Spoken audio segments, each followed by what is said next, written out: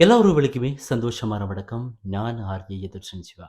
இன்றைக்கு இந்த வீடியோவில் என்னத்தை பற்றி பார்க்க போகிறோம் அப்படின்னு சொன்னால், இலங்கையிலே பிறந்து வளர்ந்து இப்பொழுது உலக மக்களாலே கொண்டாடப்பட்டு வருகின்ற குயில் பாட்டு என்ற பாடலை பாடி உலக மக்களையே திரும்பி பார்க்க வைத்த கில்மிசா உதயசீலனை பற்றி தான் பார்க்க போகிறோம். கில்மிசாவினுடைய இசையினுடைய வெற்றியின் ரகசியம் என்ன? கில்மிசா இலங்கையில் இருக்கும் பொழுது அவருடைய இசைப்பயணம் எவ்வாறு இருந்தது? இந்தியாவில் கில்மிசா சென்றபோது அவருடைய இசைப்பயணம் எவ்வாறு இருந்தது? இந்தியாவிலே வெற்றி வாகை சூடிவிட்டு இலங்கைக்கு வந்த பிறகு அவர் எதிர்நோக்கிய சவால்கள் என்ன என்பது தொடர்பான விவரங்களை தான் இந்த வீடியோவில் பார்க்க போகிறோம். அதுக்கு முன்னாடி இன்றைக்கு தான் ஆர்ஜே யூடியூப்பை பார்க்குறீங்களா அப்படின்னு சொன்னால் மறக்காமல் சப்ஸ்கிரைப் பண்ணுங்க. அப்படி இந்த பெல் பட்டனையும் அமர்த்திட்டு போங்க. இப்போ வீடியோக்குள்ள போகலாம்.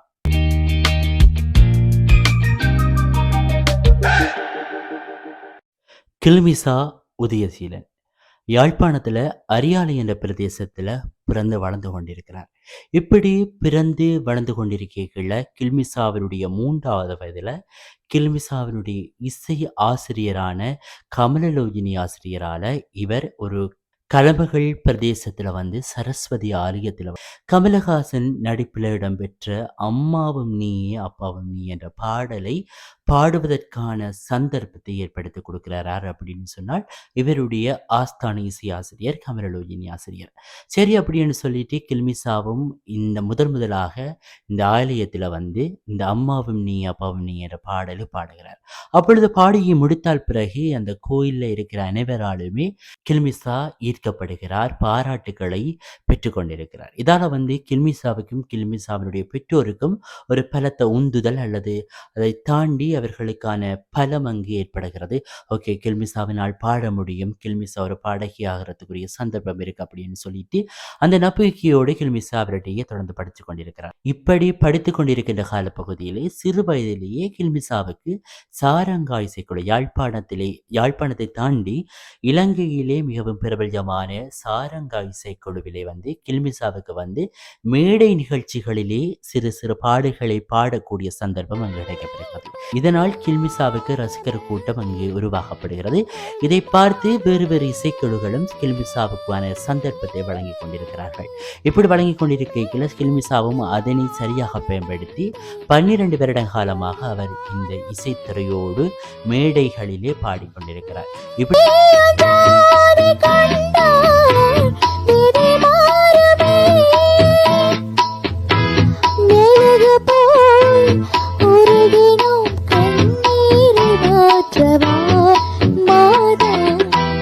மாதாவன்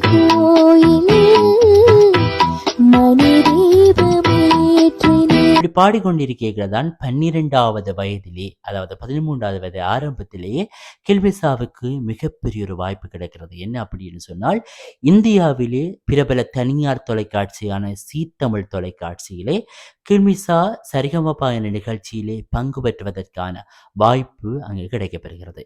சரி அப்படி என்று சொல்லிட்டு கில்மிசா தன்னுடைய வாய்ப்பை நிச்சயமாகவே பயனுள்ளதாகவும் சரியாகவுமே பயன்படுத்த வேண்டும் என்ற நம்பிக்கையோடு இந்தியாவுக்கு தன்னுடைய அப்பா அம்மாக்களோட போயிட்டு அங்கே மெகா ஆடிஷன் பாட மட்டும் கில்மிசா பயந்து கொண்டிருந்ததாகவும், ஏன் அப்படி என்று சொன்னால் இந்தியாவை பொறுத்தளவிலே இந்தியா ஒரு இசை கடல் என்பது எல்லாருக்குமே தெரியும். அங்கே இருக்கிற எல்லாருமே நோமலாக பாடுவாங்க. அதுக்குள்ளே என்னால் போட்டி போட முடியுமா என்ற ஒரு பயத்தோடு தான் மெகா ஆடிஷனுக்கு போனதாகவும், மெகா ஆடிஷனில் சுவர்ணலதா அவர்கள் பாடிய பாட்டான குயில் பாட்டு என்ற பாடலை பாடி முடித்தவுடனேயே அங்கே எல்லாருமே க்ரீன் லைட்டை போட்டு அவரை செலக்ட் பண்ணினதாகவும், அதற்கு பிற்பாடு தனக்கு அங்கு கிடைக்கப்பெற்ற வரவேற்பினால் தான் மிகவும் பூரிப்படைந்ததாகவும், அதற்கு பிறகு தனக்கு ஒரு நம்பிக்கை இருந்ததாகவும், நம்பிக்கையினால் தான் இன்று பாரியொரு வெற்றியை பெற்றேன் அப்படி என்று சொல்லியும் கூறியிருக்கிறார். அப்படியே தொடர்ந்து என்ன செய்கிறார் அப்படின்னு சொன்னால், அடுத்தடுத்த சுற்றுக்களிலே கில்மிசா ஈடுபட்டு கொண்டிருக்கிறார். தன்னுடைய கடின உழைப்பையும் அங்கு பயன்படுத்தி கொண்டிருக்கிறார். இப்படி பயன்படுத்தி கொண்டிருக்கையில் இந்தியாவினுடைய பின்னணி பாடகிகளான நிர்மலா மேம், கங்கா மேம் மற்றும் லக்ஷ்மி மாமா ஆகியோருடைய வழிநடத்தலோடு கில்மிசா என்ன செய்கிறார் அப்படின்னு சொன்னால், தன்னுடைய இசை பயிற்சியை பயின்று கொண்டிருக்கிறார். அப்படியே அந்த போட்டிகளை பங்கு பெற்று கொண்டிருக்கிறார். இப்படி பங்கு பெற்று கொண்டிருக்கும் பொழுது அங்கு நம்பிக்கை வருகிறது, என்னால் முடியும் அப்படின்னு சொல்லியும் கோல்டன் சவரையும் பெற்றுக்கொண்டு அதிக புள்ளிகளையுமே பெற்றுக்கொண்டு வருவராக இருக்கிறார்.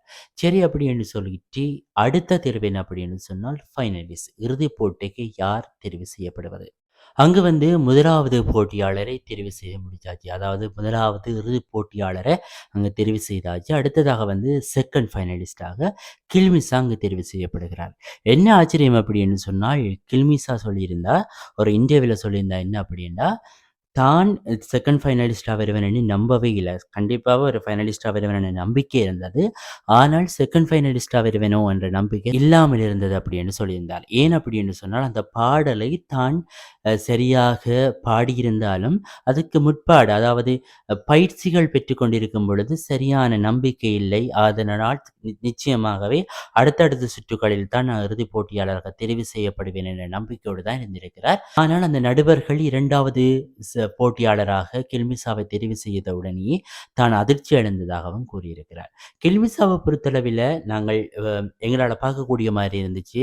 எங்க அப்படின்னு சொன்னால், பாடல் போட்டியில வந்து இறுதி முடிவுகளை அறிவித்த பிற்பாடு வந்து, அடுத்த நாள் இந்தியாவினுடைய பின்னணி பாடகர் ஸ்ரீனிவாஸ் அவர்களும் தன்னுடைய முகநூலிலும், இன்ஸ்டாவிலும் பதிவிட்டிருந்தார். கில்மிசாவை பற்றி என்ன அப்படின்னு சொன்னால், கில்மிசாவினுடைய ஸ்பெஷல் என்ன அப்படின்னு சொன்னால், எல்லா பாடல்களையுமே எல்லா வெரைட்டிலயுமே பாடக்கூடிய திறமை கில்மிசாக்கு இருக்கிறது அப்படின்னு சொல்லியும் அங்கு சுட்டிக்காட்டப்பட்டது என்பதும் குறிப்பிடத்தக்க ஒரு விடயமாக இருக்கிறது.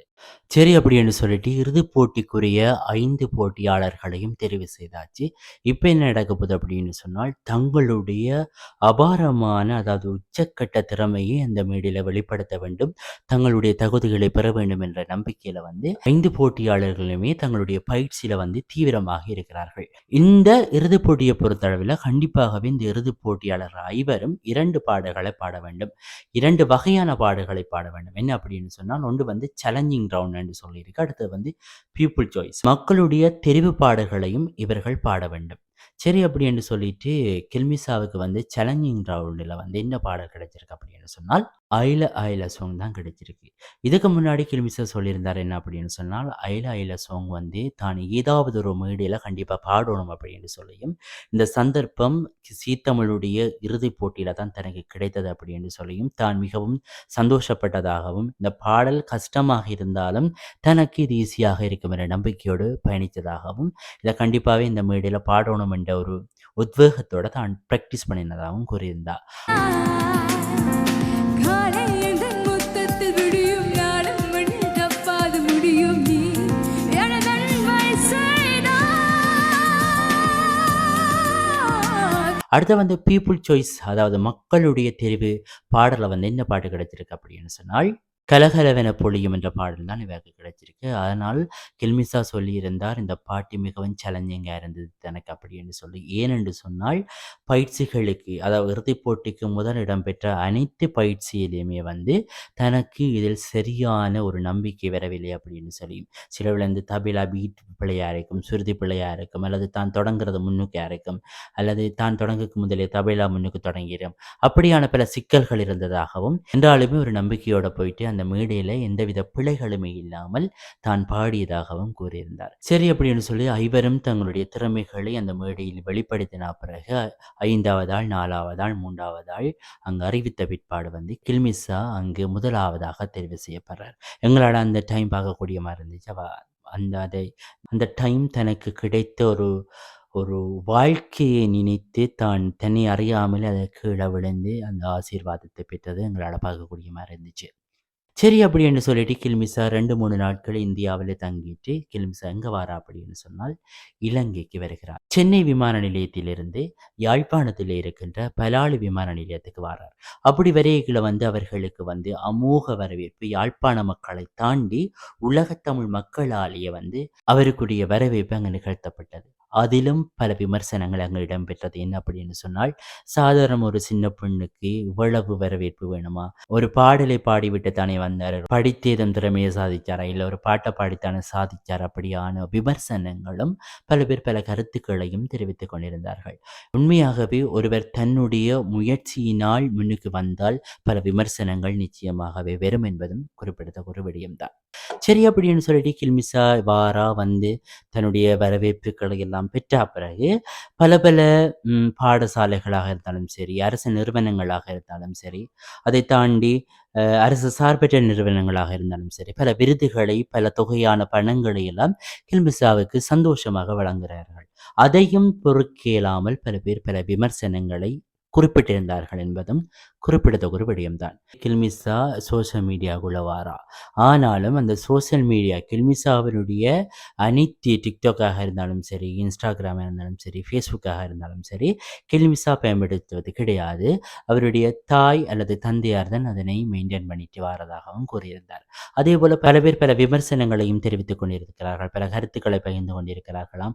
என்ன அப்படின்னு சொன்னால், "நீ படிக்க வேண்டிய பிள்ளைதானே, படிக்காமலே நீ இப்படியான விஷயங்கள் இறங்கி நீ போய் பள்ளிக்கூடம் போய் படி" அப்படின்னு சொல்லி கூட பல பேர் பல கருத்துக்களை சமூக வலைத்தளங்கள்ல இன்ஸ்டா, ஃபேஸ்புக், டிக்டாக் வழியாக தனக்கு குறுஞ்செய்திகளையும் அனுப்பியிருந்தார்கள் எனவும், அ அதற்கு தான் எவ்வித பதில்களையுமே கொடுப்பதில்லை எனவும் சொல்லியிருந்தார். என்றாலுமே இசையினால் தன்னுடைய படிப்பு எந்த வகையிலுமே பாதிக்கப்படவில்லை எனவும், தான் தவறாமல் பாடசாலைகளுக்கு செல்கிறார், தவறாமல் படித்துக் கொண்டிருக்கிறார் என்ற விடயத்தையும் கில்மிஷா கூறியிருக்கின்றார்.